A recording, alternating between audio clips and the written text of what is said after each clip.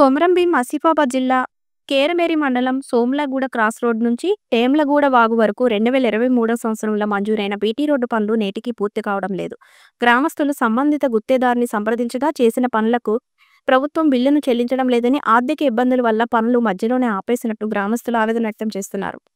సన్న కంకర పోయడం వల్ల వాహనదారులకు రాకపోకలకు ఇబ్బంది అవుతుందని, కొన్ని సందర్భాల్లో వాహనాలు అదుపు తప్పి పడిపోయి గాయాలైన సందర్భాలు ఉన్నాయని ఆరోపిస్తున్నారు.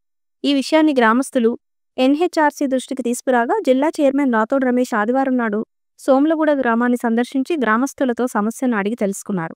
ఆయన మాట్లాడుతూ సంబంధిత జిల్లా అధికారులు వెంటనే స్పందించి గుత్తేదారులకు పెండింగ్ బిల్లులు చెల్లించి అసంపూర్తిగా ఉన్న బీటీ రోడ్డు పూర్తయ్యేలా చొరవ చూపాలని జాతీయ మానవ హక్కుల సమితి తరపున విజ్ఞప్తి చేస్తున్నారు. కొమరంభీం ఆసిఫాబాద్ జిల్లా కేరమేరి మండలంలో ఉన్న సోమ్లగూడ గ్రామంలో 2023 సంవత్సరంలో అనార్పల్లి రోడ్ నుంచి టేమ్లగూడ వాగు వరకు బీటీ రోడ్ను మంజూరు చేయడం జరిగింది.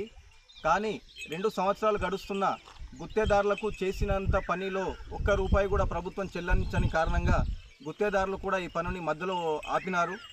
గ్రామస్తులు 2 సంవత్సరాల నుంచి అనేక ఇబ్బంది పడుతున్నారు. ఈ లూజ్ గిట్టి వేయడం వల్ల అనేక సార్లు బైకుల మీద నుంచి కూడా పడి గాయాలు పాలైన ఆసుపత్రిలో కూడా వెళ్ళినట్టు సందర్భాలు ఉన్నాయి.